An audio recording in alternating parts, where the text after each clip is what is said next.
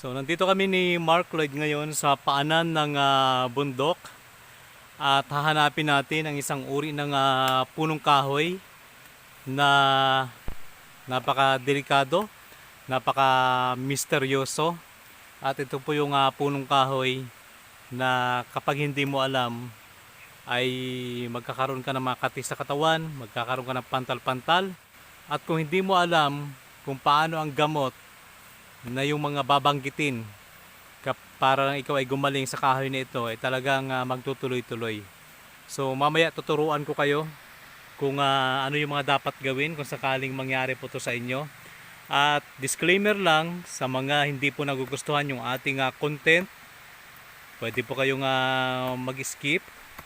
At kung gusto niyo naman ay pwede po tayong magpatuloy at hanapin po natin ito pong misteryosong kahoy. Kakaiba to sa alipata na nakikita natin doon sa dagat. Ito naman, nandito po to sa bundok.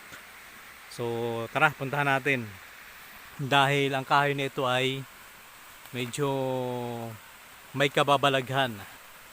Kasama natin si Mark Lloyd.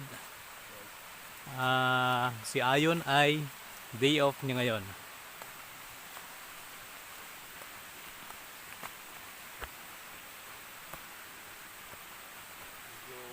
Medyo matarik lang, no? Oo. Kailangan namin akyatin ni Mark Lloyd ang bundok na ito para mahanap natin yung kahoy na yon. Kaya sa mga interesado, kunting tiyaga lang. Maraming salamat nga pala sa mga walang sawang nanonood ng Mindoro Viners TV YouTube channel.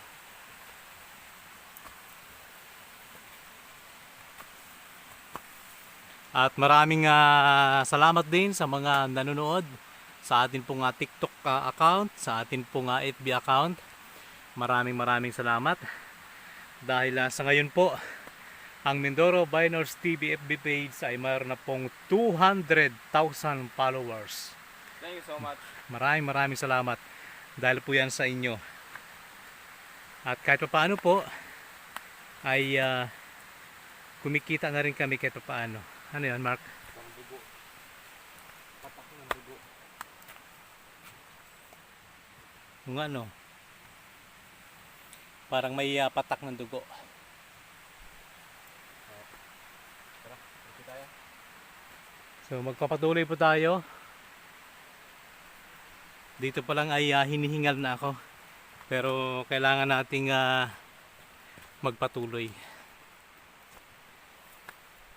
Siguro, paano mo ma-describe yung ano na yung trek? Yung ano nun, dahon nun. Yung dahon kasi noon ay medyo magaspang. At saka hawig siya sa kasoy, magaspang nga lang. Tapos yung bunga noon parang kasoy din na maliliit. Hindi mo talaga akalain na delikado pala yun, no? Oo. So ang sabi, katulad yung nagbabasa ako ng comment sa kahoy na alipata. Ang sabi, yung mga ganyang kahoy daw ay mayroong maidudulot din na magandang panggamot din sa balat. Hindi ko alam kung anong proseso kasi halimbawa yung dahon ng alingatong, kapag ikaw ay nadampian ng alingatong sa balat at nangati ito, ang gamot rin doon ay dahon ng badyang. So pareho silang makate. So naglalaban.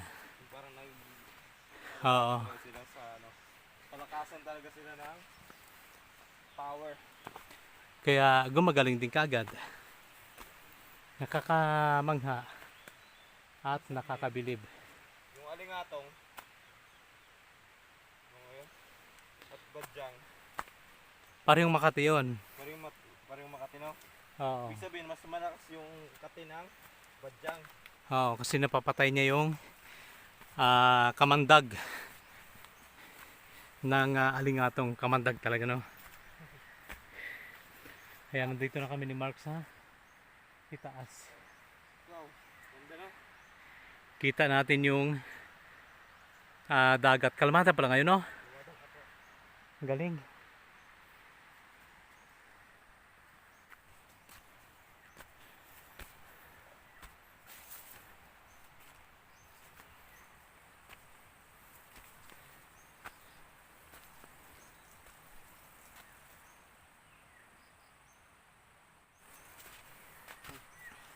Layo pa ko.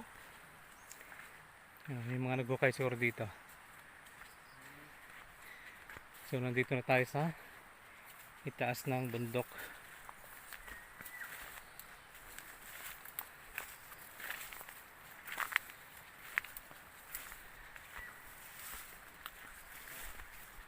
Dito tayo dito. Ah, parang masukal na. Dito ka lang ah. Hindi na talaga ito nadadaanan. Oo. Dahil Shoutout kay Ayon at sa Sheila Sarsari Vlog. Kay Master Gerald. Yan, kay Justin Art. Salamat sa pasalubong. salamat po sa talubong ng ating hindi.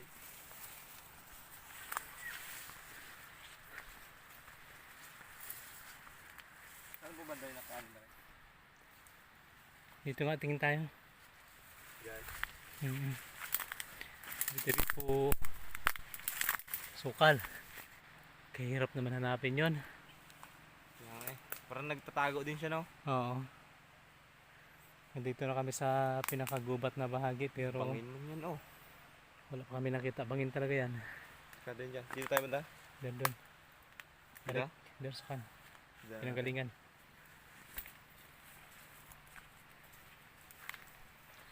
Balik ulit kami. Bangin na pa rin pinasok natin dyan. Baka mahulog kami sa bangin. Ito, Mark. Dito tayo, dyan tayo. Tuloy-tuloy tayo.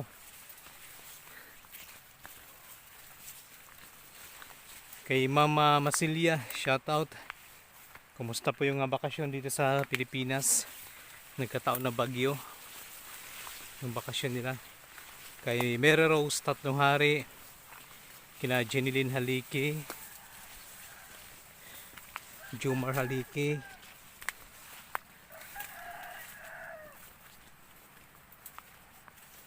At kaya Tikay sa Banal. Yan, shoutout. Ang langgam no? Hmm. Buti yan, pajama ka. Kaya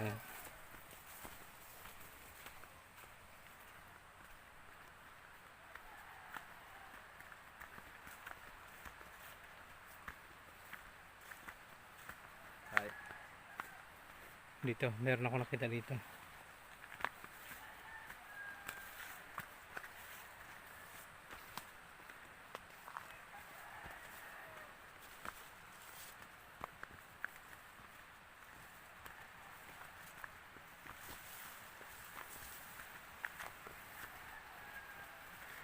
So yun, meron ako na ispatan. Ayun o. Hindi siya masyado makita dito sa itaas.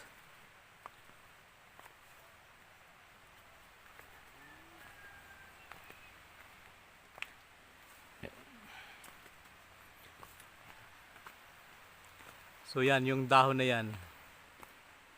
Pupunta natin yung puno na sa ilalim.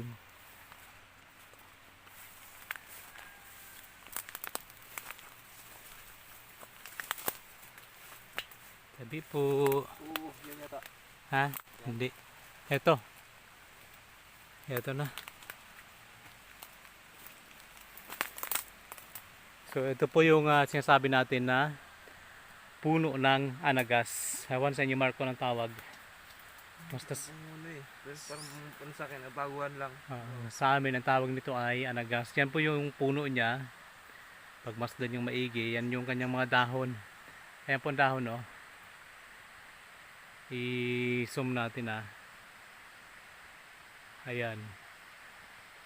Matutulis siya. Tapos magaspang. At ang bunga niyan maliliit na parang kasoy. Kanina direct pagkakala mo parang ano siya, Jan Mingo. Oo. Kita ko kanina. Pala. So yan, kapag dumikit ka dyan sa balat niya, siguradong mangangati ka. Tapos kapag pinutol mo naman tong puno ng kahoy niya, yung mga nalalaglag na parang alikabok ay makati din. Ngayon naman, kung sakali naman na gamitin nyo to sa loob ng bahay, kapag nagkaroon siya ng bokbok, yung pinaka alikabok niya o pinaka anong tawag doon, parang chok, ay makati din. So meron pong mga kaso na hindi alam kung paano gamutin. Ito po, totoo po to ha, sa lalo sa mga basher natin. Totoo po to. Halimbawa kayo ay nangati dahil po sa punong kahoy na to. So ang gagawin nyo lang, ang nangyari kasi nito kapag kayo po ay parang ko lang to magkataon na ikaw ay sabihin na natin parang nabati nila. So ang mangyayari, magpapantal-pantal pati yung iyong mukha, yung iyong balat, buong katawan. So kailangan bumalik sa puno na to. Tapos kung ano yung sinuot mong damit, ay yun din yung dapat mong suotin pabalik sa puno na to. Tapos sabihin mo na palit na tayo ng damit. So yung damit na yun, kailangan mong iiwan dito sa puno na to. So yun po, gagaling na po yan. At basta iwasan nyo lang kasi mayroon pang ibang mga parang pinakasumpa dito sa misteryosong kahoy na ito na yung iba ginagamit din nila ito sa pangkukulam, sa barang, kaya dapat maging maingat din po kayo. So ang iba alam po nito, hindi lang natin pwedeng sabihin lahat kasi napakadelikado, baka magamit ng iba sa maling pamamaraan. Basta itong puno na to, kung makita nyo ay iwasan nyo na lang dahil tuwid ang katawan. Ayan. Tapos kapag buwan ng kung hindi ako nagkakamali, Abril, Mayo, ay bubunga siya parang kasoy. Pag hilaw, kulay green. Pag malapit ng mahinog, parang dilaw hanggang sa magiging kulay pula. Katulad talaga siya ng kasoy, meron ding buto. Pero ang pagkakaiba lang nun ay maliliit po siya. Pero matamis-tamis din. Manamis-namis din at mapakla. Kami nung bata pa kami, nangunguha kami niyan, pero ingat na nga po na hindi kayo mabagsakan ng dahon o kaya ng sanga o kaya masagi man lang kayo dyan sa puno niya. Tapos kapag umuulan, iwasan nyo po na sumilong sa kahoy pa nito dahil napaka delikado. Kasi magkakaroon po talaga kayo ng sakit sa balat. Pero ang sabi naman ng iba ay nagagamit din po yung kahoy na ito bilang gamot sa sakit sa balat. So ayun po yung kahalagahan nito. So yun po yung misteryo sa punong kahoy na ito. Ito pala may bagong simbolo. So ito pag malapitan, ito yung dahon niya. Parang chiko, no, Mark? Parang chiko. Mabilis po tong tumubo. Kahit saang lupa kasi nga hindi to po to mahirap buhayin. Yan, katulad to dito kahit saan lang sumisibol. Musang tumutubo lang. Oo. So ayan. So karaniwan na makikita to sa mga bundok-bundok. Inulit natin na magkaiba to sa ating naipalabas na alipata na nakakabulag. Ito naman mas sobra yung kanyang epekto dahil talagang mangangati, magpapantal-pantal ang iyong buong katawan. Ang ginagawa naman ng iba ay kumukuha sila ng dahon tapos sinusuob nila para gumaling, pero may mga ritual na ginagawa doon yung mga albularyo. So yun yung mga dahon na tuyo. Ayan. Baka may mga basher naman na magsasabi na ba't lumapit kami. Sa totoo lang, malayo po yung distansya namin. Nandito lang kami sa malayo, kaya hindi po kami hagip ng kanyang lilim. Ayan. Kasi medyo may kababalagan din sa kahoy na to. Higit direct 2 meters ang agwat. 2 Oo. meters, 3 meters. Sobra pa nga Ayan. Tapos yun lang yung iwasan natin kapag umuulan. Kasi napakadelikado din. Umuulan, tapos kapag mayroong mga tubig-tubig, mahangin, ayan. Kapag lumipad yung kanyang mga parang alikabok, ay napakadelikado din. Kaya kapag kayo ay pumunta sa puno ng kahoy na to, tabi-tabi po. Kasi kapag kayo ay matsimpuhan, ay baka tamaan po kayo ng mga sakit-sakit sa balat. So yun lang. Yung dahon niya kasi direct parang may mga balahibo. Oo. Kaya Yun yun yun. siguro yung makate. So ngayon Mark, alam mo na. Alam ko na. Now, I know. Now you know. Now I know. Kung anong klaseng puno pala yung mga delikado, Oo. mga ganon. Kung ano naman yung pangpapagamot. Yan. So tayo naman dito kasi sa Mindoro Binors TV, binablog natin to hindi lang for views para kumita, kundi para magkaroon din ng kamalayan yung ating mga manunood.